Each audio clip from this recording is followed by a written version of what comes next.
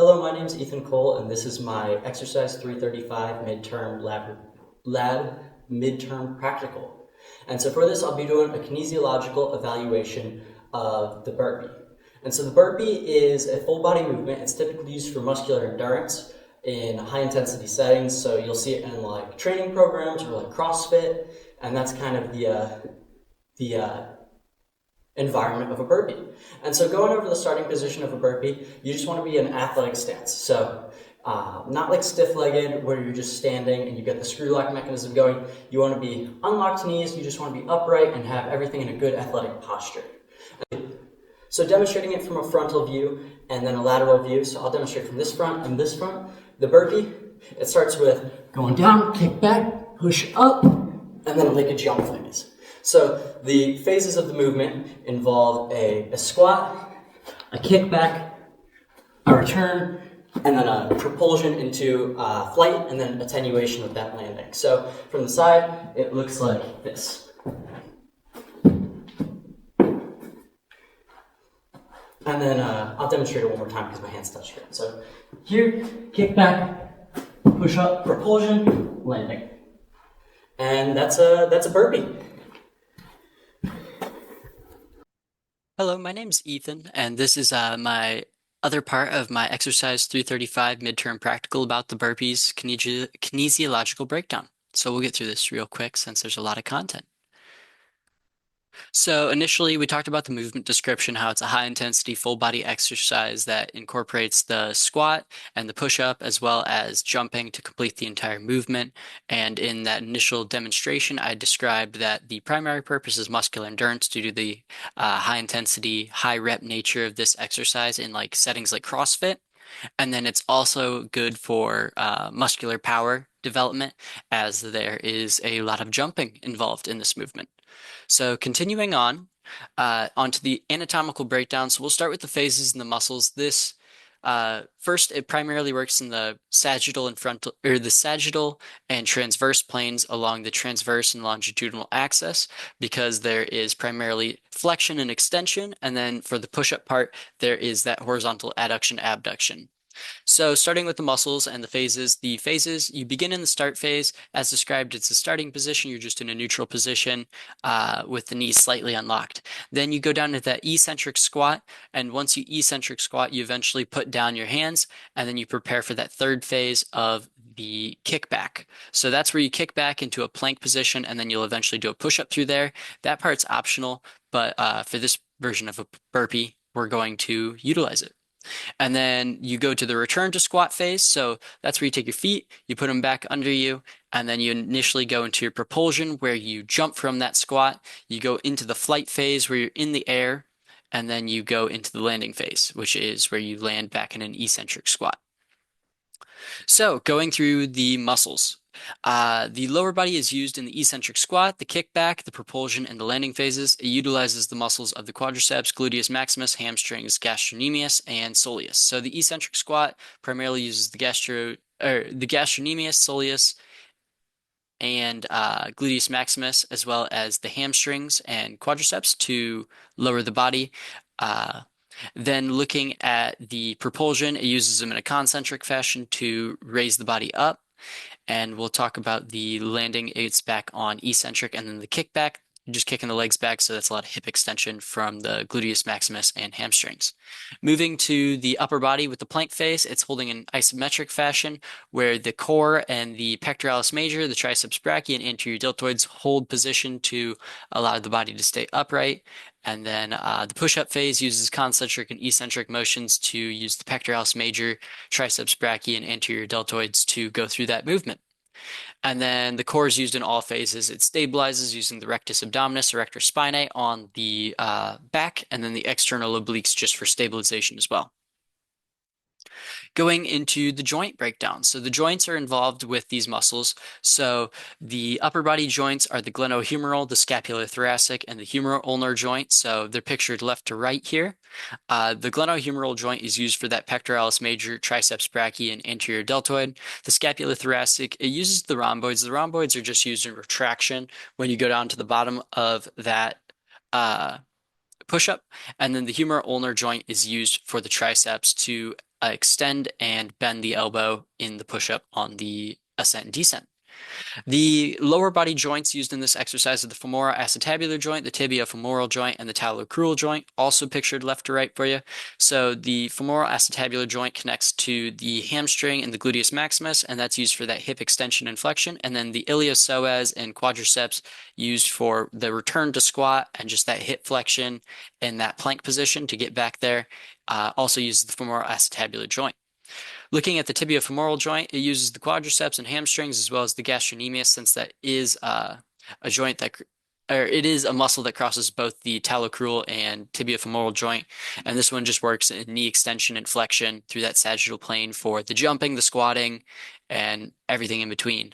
Then lastly, the last joint used is the talocrural joint or the ankle joint, and that's used in plantar flexion and dorsiflexion for the jump, the squat, and the landing. Continuing on to the anatomical breakdown, so going back into contraction types, we briefly covered them. For the first phase, it's just isometric. The starting is you're just holding position, so it's just postural. The eccentric squat, as said in the name, it uses an eccentric contraction through those glutes, hamstrings, quads, and gastrocnemius to just lower the body eccentrically. It's allowing length as it contracts. So then looking into the third one, the kickback and plank and push-up phase, it's concentric, eccentric, and isometric. That kickback uses both concentric hip extension and eccentric hip extension from those muscles there. And then the push-up is a concentric and eccentric on the ascent, and then holding the positions at the top and bottom of the push-up use an isometric contraction. So the number 4, the return to squat, is both concentric and eccentric. So there is concentric flexion of the hip using the iliopsoas and the quadriceps muscle. And so those are used in that concentric fashion to cause hip flexion. And then the eccentric contraction is used by the posterior side to slow those feet as they reach their position under the body for the propulsion phase, which is primarily concentric contraction as those quads shorten with the knee and the hip with the gluteus maximus to cause extension in both of those and to raise the body up, along with the gastrocnemius, which concentrically contracts at the ankle to cause propulsion. And the flight phase, same thing, postural. You just want to be in like leg extension and hip extension, so knee and leg, and then yeah, you're just holding postural there. And then the landing, since you're lowering yourself back in and attenuating that landing from the jump, it's an eccentric contraction similarly to the eccentric squat using those same muscles. Going into functional anatomy, we're going to talk about levers, length tension relationship, stretch shortening cycle, and the force velocity curve. So starting with that length tension relationship, varying force outputs come from varying muscle lengths. So during this, when you squat into a descent, you're going towards that optimal length because at 90 degrees hip flexion is where there's the best overlap in actin and myosin for that hip and knee joint. And then same thing with the mid-range of the push-up at 90 degrees. So as you're passing through it, and that just helps with maximal force development. So when you start in that squat descended position at maximal or optimal overlap of the hip and knee joints with those quadriceps and gluteus maximus muscles, you're going to yield the best power output. So being down there helps you jump higher. Same thing with the stretch shortening cycle. So you eccentrically lower during the squat phase, and then the return to squat, although it does have that concentric contraction where you bring your feet back up, when you tilt your butt under, it's going to cause some of that eccentric stretching and then amortization, which is the point where the eccentric switches to concentric. So that's just the point there. And then the concentric is that propulsion where the body is going to take all that elastic energy from the eccentric portion when you return from the squat and use it to jump up and propel. So that's super important because the better you have a relationship with the stretch shortening cycle, the better you can jump, just because there's more elastic energy return from the tendons.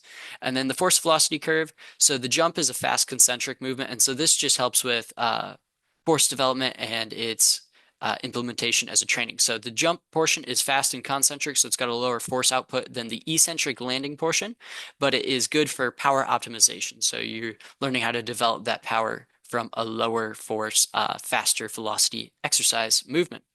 And then same thing for the eccentric landing. The eccentric has more force production because it's a faster landing from the higher jump.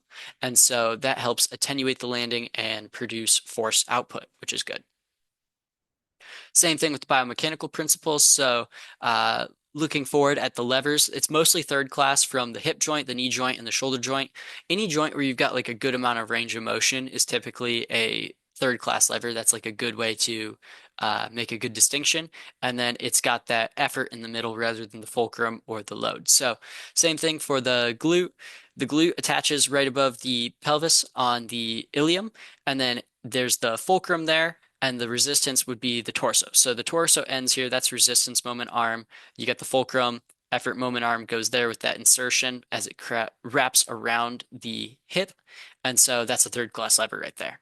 Same thing with the knee. When the knee's bent, there's the insertion is right around here off of the ischial tuberosity for the rectus femoris of the quad. And then there's that resistance of the body is still out there. That's the furthest point away. And then there's the fulcrum there. So third class lever as well.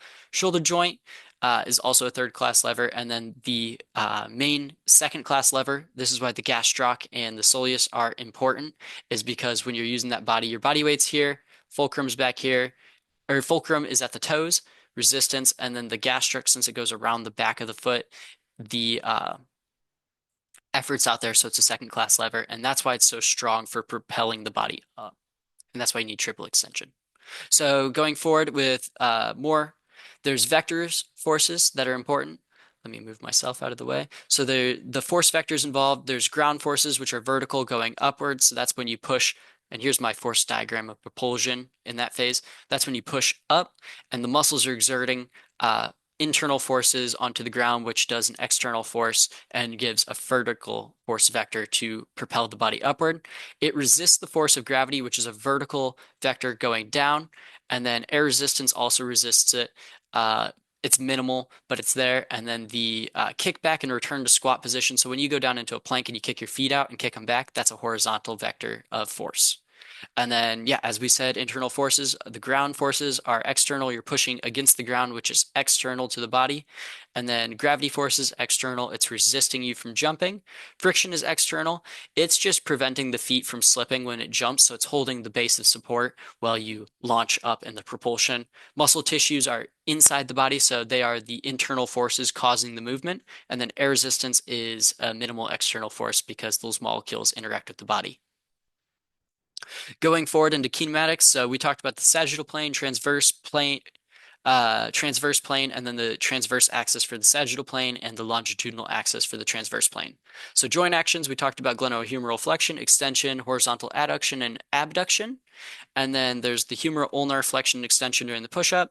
There's the hip extension and flexion, tibiofemoral flexion and extension, talocrural dorsal flexion, and plantar flexion that all occurs during those jumping phases for those lower body joints. And so continuing forward. Now we get into my force measurements. So I did 4 because I wasn't sure if work and power would count as separate things or if that was under the same thing. Under the rubric, it looked separate. But basically, I measured out my jump. And so my vertical jump for it was 19 inches or 48.26 centimeters. Use meters for all the calculations, so we'll be 0.48. And then the flight time was 0.66 seconds. That was the entire flight time. So up to the apex and back down to the ground was 0.66. So we used the 0.33 for the apex for power. And then gravity, we know that. And then my mass is 63.5 kilograms. So starting with potential energy, this is the one that really helps with determining the stuff for this movement. It's mass times gravity times height. So we get that 63.5 kilograms times gravity times the height that is at the top of the movement, so the apex, and that helps us get to that 300.62 joules. So the gravity acting upon it is the acceleration at the top of the movement. So that's just the energy we have at the top of the movement. Moving on to kinetic energy. So kinetic energy is difficult because it's half the mass times the velocity squared equals kinetic energy. And you'd be like, well, how do I measure that as the body goes through up and down? I measured it as the body was leaving the ground. And so one thing to be known is the potential energy is roughly equal to kinetic energy. So we know it's about that 300.62. And then the way we can determine velocity is the square root of 2 times gravity times height which would equal up to 3.08 roughly. It was 3.07, point like 9, I think. And then the kinetic energy, just to double check, we can use that half times mass times velocity squared, and we get around 301.92 joules, which is roughly the same as that 300 from the potential energy. So we got that. Then moving forward to work and force. So work is also equal to potential energy roughly. But from this, we can determine the force. Since when you jump up, it's force times distance. At the top of that distance is your potential energy. And since they're both in joules, and then we can determine that force. So what I did is I used that 300.62 joules and then that height of the apex of the jump to determine that by dividing here to get 622.92 newtons of force produced to get to that apex where we had that potential energy. And then finally, power to the apex is work over time. So we got that 300.62 joules divided by half of the entire flight time, which comes out to be 910.97 joules per second. So there's my calculations. Application discussion. So for this movement, there may be some inefficiencies. Initially, you'll see knees valgus. That risks knee injury, and that's pictured here where your knees go medial to where they should be, whereas they should be neutral. That can cause ligament tears, menisci tears, and it's not a good thing to have during your movement. Then another inefficiency or risk-causing thing is high hips when jumping. So when you jump, you have your knee and your foot, and you want to tuck your butt under when you jump because you don't want your hips high. You want to tuck it under before you jump, so that way everything's in vertical alignment, and you can really produce those vertical force vectors. Otherwise, it'll place a greater stress on the low back and could cause herniation. Same thing when you're jumping, you don't want your neck flexed or extended because you can get some cervical issues there during the landing from that force. If you're not in alignment, it'll give you some whiplash and can cause problems with those intervertebral discs. Then going on to the exercises in motor control and motor learning, I'll demonstrate the exercises after I talk about this. It just works better for the video format. So the two movements that we can use to help just develop this movement is the counter movement jump and the body weight squat. So the counter movement jump, you got your hands on your hips, you go into a eccentric squat, and then you just propel up. So it's cutting out of the push-up of the burpee. It helps develop that propulsion and attenuation and triple extension sequencing for jumping. It utilizes schema theory, which is open loop as a motor learning and motor control theories, and you get better from doing mini trials under many different settings. So you could do it on different ground types, and then you don't really get a chance to adjust mid-jump, so you just get to fix it between trials. And then same thing for the body weight squat is a good movement. That's just a general eccentric, concentric body weight squat. It helps develop muscular strength and endurance, and it'll improve that eccentric control and just general alignment and technique for this burpee movement. It uses the systems and ecological theories because you can do it under many different contexts to get better at it. So like if you add a barbell, if you do it on a Bosu ball, if you do it under anything on different surfaces of ground, whether it be different frictions or just different balancing, it's going to cause a path of least resistance. And so this uses closed loop theory as you feel how your body's shifting and you'll adjust to better suit yourself for the squat. So if you're leaning too far to the left or the right, you can adjust that mid movement, whereas for the jump in the air, you can't really adjust. Continuing on to motor learning theories, if we use Fitt and Posner's model of motor learning, you can do the cognitive stage where you implement that squat and the counter movement jump, and you really learn the technique and postural control of these movements, and then so that they can eventually be applied. So this is the early learning phase. You use your brain to watch, to learn, and then you can start incorporating the techniques individually. And then you start using the associative stage where you refine the movements. You can practice this squat, that counter movement jump that you learn the technique of, and start incorporating it into learning the burpee and learning and refining the burpee. And you do this through controlled repetitions. So you're not doing this under a high amount of stress, but you're just learning the movements there. And then finally, you go into the autonomous phase. Once you have like a good refined technique, you've learned about it, you've practiced it, you're ready to go, you got the autonomous phase. So that increases performance, and you can do this through burpee intervals and fatigue resistance and start incorporating it into circuits and just kind of learning how to strategize that movement to be used. And since it comes autonomously, really, really test it. And that's my slideshow. Awesome. So this is a quick demonstration of the counter movement jump as well as the squat for my exercises to go with the burpee. So for a counter movement jump, you're gonna have your hands on your hips, you're gonna have your feet slightly wider than shoulder width apart, and you're gonna go ahead and you're gonna descend to about 90 degrees, and then you're gonna jump up. So it looks like that. And so it's very similar to a burpee, and its application is for that triple extension as well as propulsion and attenuation. So from the side, here. Same thing with the squat. So moving on to the squat, you can do it here, you can have your hands here. I like my hands here just because it's more comfortable. You want to externally rotate your feet slightly, and you're going to descend down to 90 degrees and up. Just like sitting in a chair. And the main things you don't want to have, or you don't want to have butt wink or back rounding, so you just want to keep a neutral back and squat up and down. And this helps build that eccentric control from strength and endurance development, and it's good for the burpee.